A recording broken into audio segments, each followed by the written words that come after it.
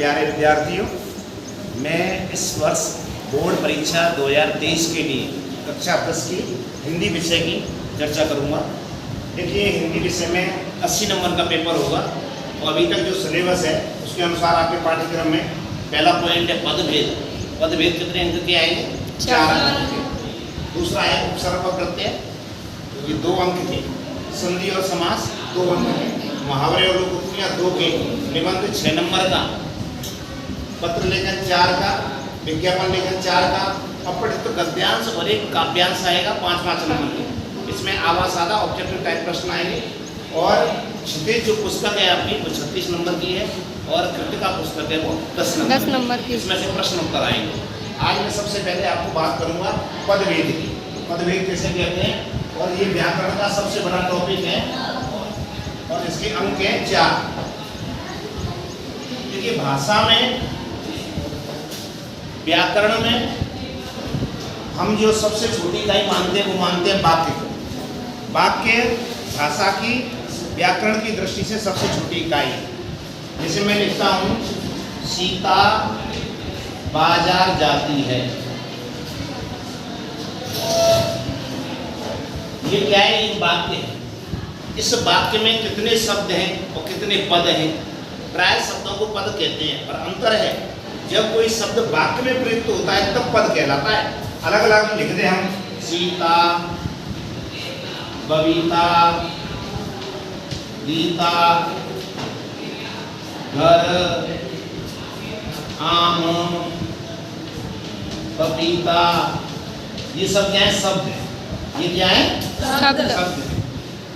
और जब इनका वाक्य में प्रयोग करेंगे तब ये पद कहलाएंगे। ऊपर वाला तो वाक्य, ये वाक्य नहीं है तो ये पद नहीं है, ये शब्द है खाली।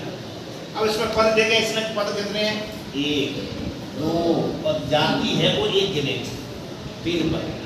अब पद भेद में क्या होता है कि हमें ये बताना होता है कि ये जो वाक्य में जो पद आए ये पद कौन कौन से क्या है ये पद। तो देखिए, मैं आपको बताऊं, पहली बात है पद किसे कहते हैं? जब कोई शब्द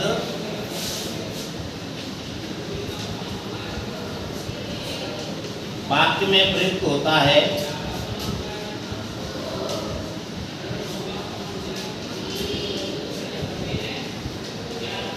तो पद कहलाता है।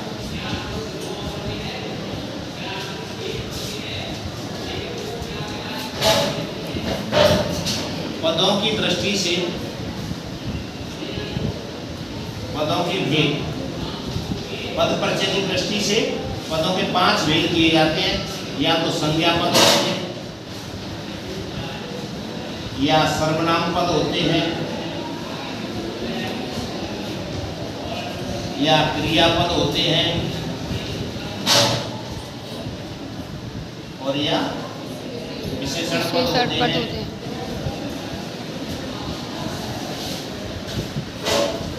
और या अव्यय पद।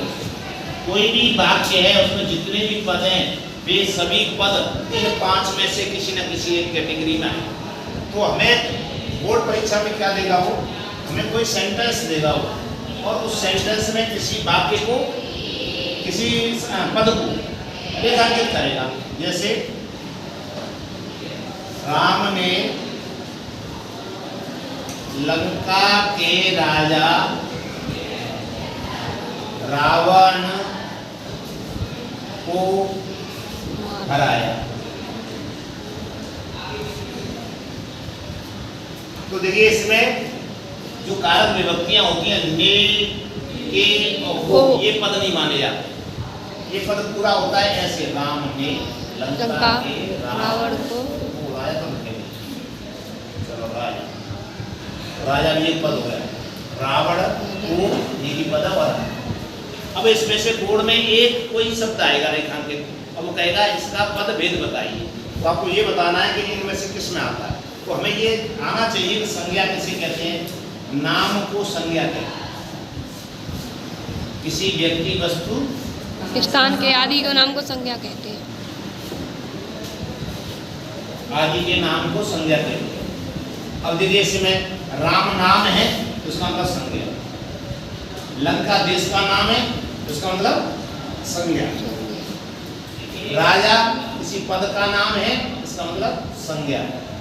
रावण किसी व्यक्ति का नाम है तो संज्ञा। और हराना क्रिया, इसमें किसी कार्य का होना पाया जाता है। अगर इसमें से उसी शब्द को वो अंडरलाइन करता राम, तो हम कहते ये संज्ञा है। अब ये तो बता देंगे ये संज्ञा है। संज्ञा के स्थान पे जो पद शब्द आते हैं उन्हें सर्वनाम कहते हैं।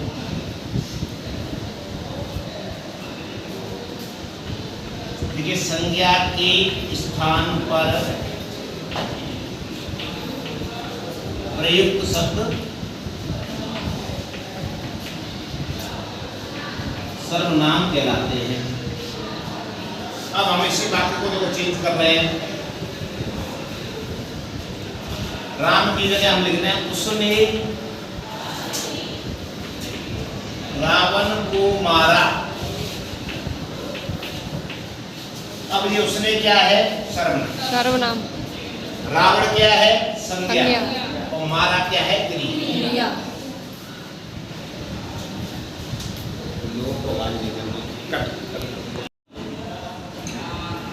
तो देखिए, हम सर्वनाम की बात कर रहे थे। संज्ञा के स्थान पर प्रयुक्त होने वाले शब्दों को सर्वनाम कहते हैं। अब ये उसने किसके स्थान पे आया? राम के स्थान पे।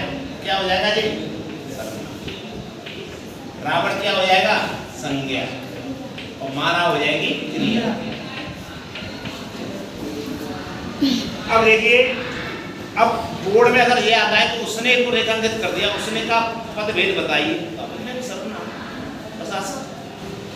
अब वो क्या करता है बोर्ड में कि कम से कम 2 स्टेप जानना चाहता है आपसे। तो एक स्टेप तो आपने बता दी कि संज्ञा है, कि सर्वनाम है, कि क्रिया है, मारा क्रिया है। विशेषण क्या होते हैं? जो संज्ञा, सर्वनाम, क्रिया आदि की विशेषता बताते हैं वो विशेषण। संज्ञा, सर्वनाम आदि की विशेषता बताने वाले शब्द।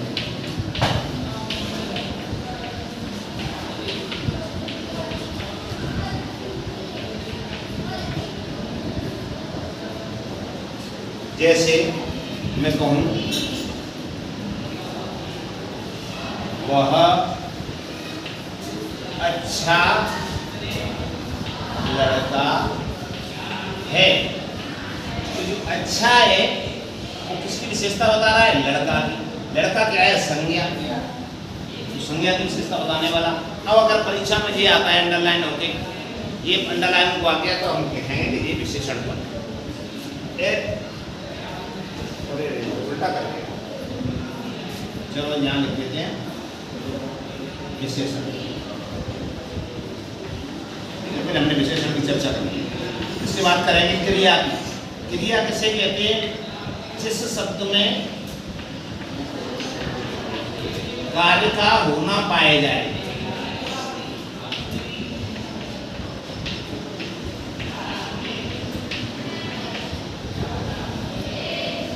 इसका मतलब क्या है?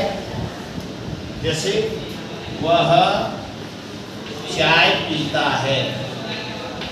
ये पीता है क्या है? क्रिया। क्रिया हमेशा वाक्य के अंत में आती है। राधा नाचती है, तो नाचती है क्या हो जाएगी? क्रिया। मीरा पढ़ती है, तो पढ़ती है क्या हो जाएगी? क्रिया। पंखा चल रहा है, तो चल रहा है, ये पूरा पद क्या हो जाएगा? क्रिया। तो जिसमें कार्य का होना पाया जाए उसे क्रिया कहते हैं। अब आते हैं अव्यय। अव्यय वे पद हैं जो कभी नहीं बदलते। अविकारी शब्दों को अव्यय कहते हैं। जैसे कई शब्द ऐसे और कभी बदलेगा ही नहीं। किसी भी काल में, किसी भी लिंग में, किसी भी वचन में इनको प्रयोग करो। अविकारी शब्द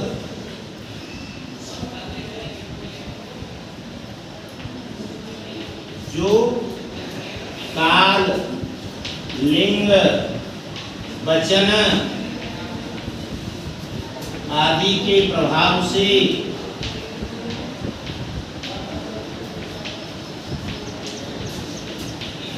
मुक्त रहते हैं,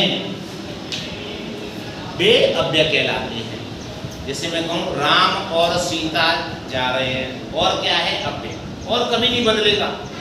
चाहे तुम लिख दो राजू और मोहन जा रहे हैं, दोनों पुल्लिंग हो गए तो भी और ही रहेगा। वे शब्द जो कभी नहीं बदलते उनको अव्यय कहते हैं। अब देखिए, हमें पहला सबसे पहले तो ये छांटना होता है कि कोई भी पद इन चारों में से क्या है, जो अंडरलाइन बोर्ड में हो गया है, तो आपको ये बताना पड़ेगा वो संज्ञा है, सर्वनाम है, क्रिया है, विशेषण है या अव्यय है। और देखिए इसके लिए उदाहरण देखते हैं।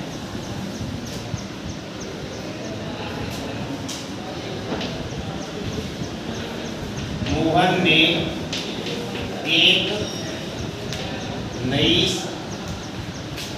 साइकिल खरीदी। तो मैं इनमें सारे पदों को देख लेता हूँ। पहला पद है मोहन, फिर है एक, फिर है नई, फिर है साइकिल और फिर है खरीदी। आपको ये पांचों में से पहचानना है।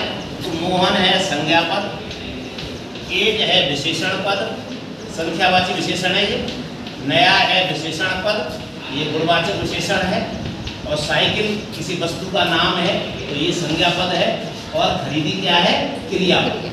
वैसे भी लास्ट में क्रिया। अब हमें बोर्ड में इनमें से कोई भी सवाल पूछ ले, किसी को एक को करेगा वो अंडरलाइन या दो को करेगा, तो हम बता देंगे आराम से कि क्या है। ऐसे देखिए दूसरा एक उदाहरण और देखते हैं।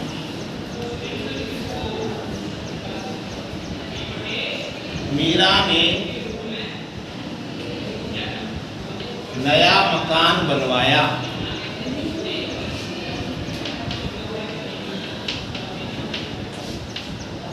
मीरा किसी का नाम है इसलिए संज्ञा पद है, नया पुराना क्या होता है, विशेषण है, मकान किसी वस्तु का नाम है तो संज्ञा है, और बनवाया क्रिया है। बस अब एक पद तो ये बता, एक स्टेप तो ये हो गई कि हम ये बता देंगे कि संज्ञा, सर्वनाम, क्रिया, विशेषण या अव्यय में से ये क्या है। एक उदाहरण और देख लेते हैं।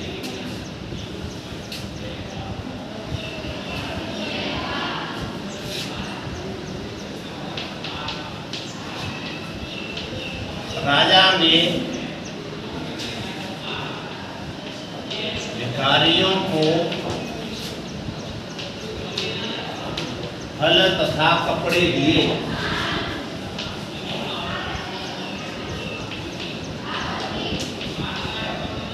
राजा संज्ञा पद है, भिखारियों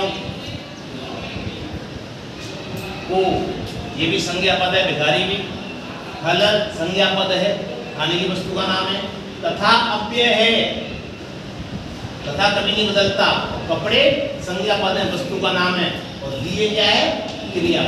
जिनके नीचे मैंने कुछ नहीं लिखा है वो सब क्या है, संज्ञा। संज्ञा सबसे ज्यादा संज्ञा पद है। तो हमें पहले तो ये पहचानना आना चाहिए क्या है। अब आज आपको इतना ही, आपको अगले ही क्लास में बताऊंगा कि संज्ञा के भी कितने भेद होते हैं। पहले में तो क्या है, हम केवल ये बताना है संज्ञा है, फिर ये बताना है कौन सा भेद है। ऐसे ही अगर सर्वनाम आ जाएगा तो उसकी कौन से भेद है, क्रिया आ जाएगी तो उसकी कौन से भेद है, विशेषण आ जाएगा तो इसका कौन सा भेद है, और अव्यय आ जाएगा तो कौन सा भेद है। आप इसको अच्छी तरह उतार लें, स्क्रीनशॉट ले सकते हैं, और फिर आप दूसरे स्टेप के लिए तैयार रहें। धन्यवाद।